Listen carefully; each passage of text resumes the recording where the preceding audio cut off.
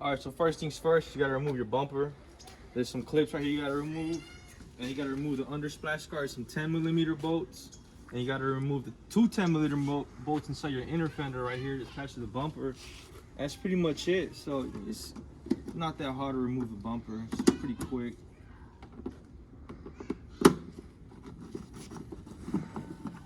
I hate when these clips get stuck. That one's out.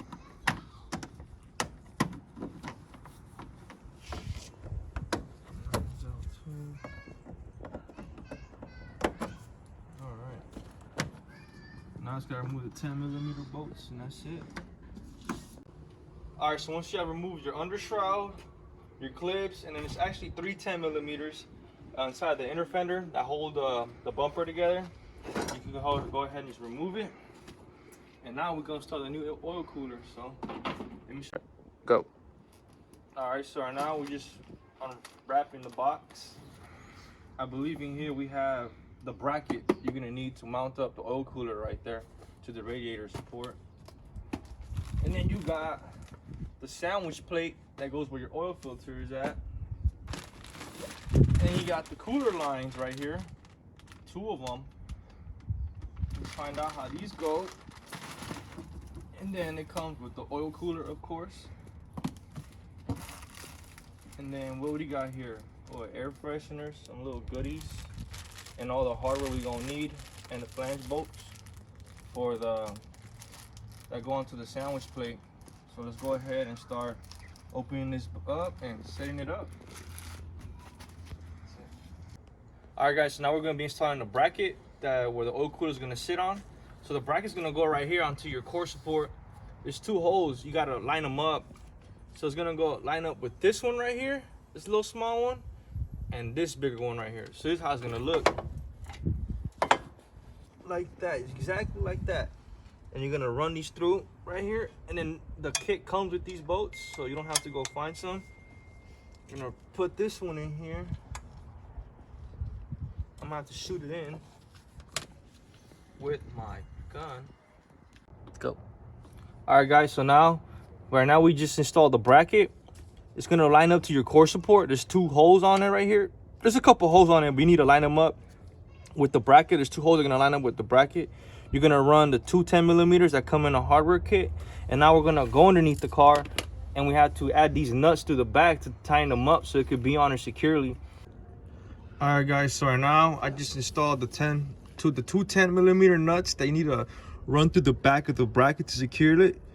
As you can see, there's one right there. It's really tight in there, man, to get in there. What I used was a pocket screwdriver with the magnet and to get them in there. This was a little easier.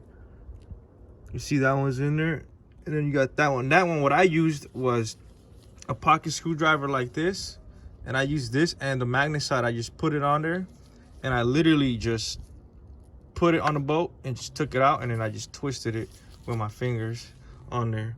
So I'm trying to show you guys that again. That one's gonna be a little difficult because it's really tight in there, and you got the condenser in the way.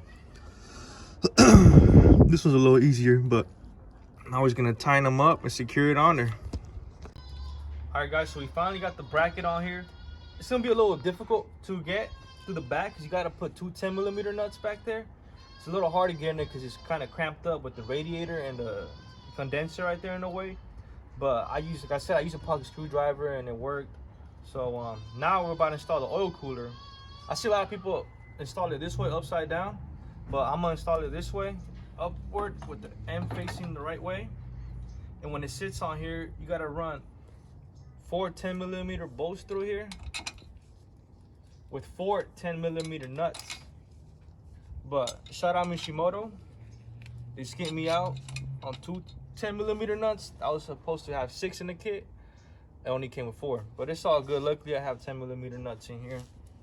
So let's just do that. Let's mount this on here, and then let's run the lines so you get this installation done already.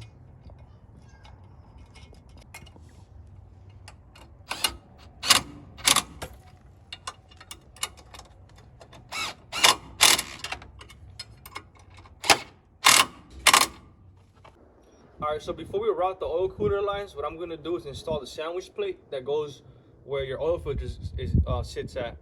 So pretty much, you're going to have to install these banjo bolts onto the sandwich plate as well. And the banjo bolt fittings are actually going to face the opposite direction of this O-ring right here. So you want the fitting facing the front. And then we're going to install this nut on there, but make sure to put some thread locker in here. So when you tighten it up, you know, when you loosen up your oil filters and you do oil changes, the whole thing doesn't spin, you know, so it could be locked in there. So let's go ahead and do it. I'm gonna remove my oil filter right now, and I'm gonna install this to show you guys how to do it. So let's get underneath the car and let's do that. All right, so you guys can see I removed my oil filter already. Now I'm getting ready to install the sandwich plate. So it's gonna go right where the oil filter used to be at. Gonna put it right here, like that. And then you're gonna install this in there. But make sure to put some thread locker right here. All right, don't forget that. We're just going to tighten this up.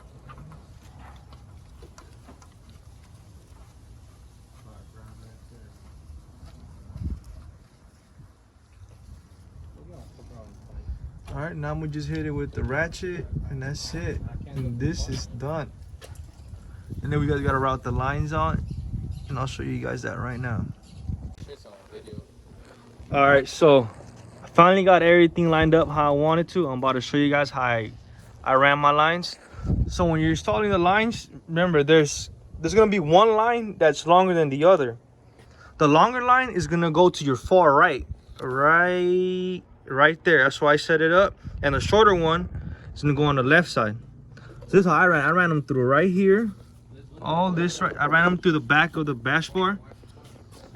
And then I ran it through right here in between the core support and the the washer fluid reservoir.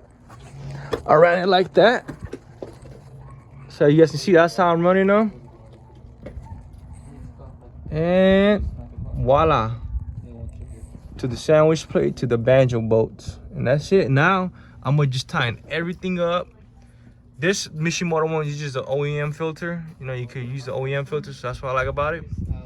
So now I'm gonna just tighten these banjo bolts on and the fittings over there too for the lines, and that's it. And these, of course, and put a new oil in my car, and this installation is done. It's not that bad, it's not that hard.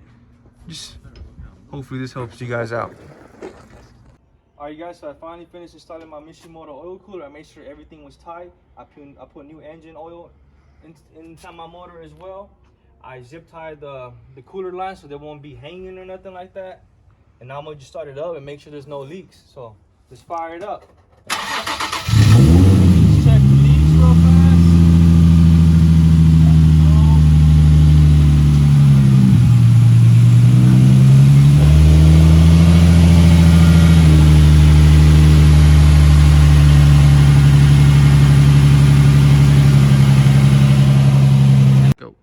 Alright, so as you guys seen, there's no leaks, everything looks good. My Mishimoto oil cooler is installed. I'm all done for the day. So see you guys next time. Hit follows on Instagram. Everything you said I couldn't do, yeah, I did that. Everything you said I wouldn't do, yeah. Thanks for tuning in to Street Dreams Performance. Make sure to hit like and subscribe. And don't forget to hit that notification bell. Also, follow us on Instagram at Street Dreams Performance. Stay tuned for the next one.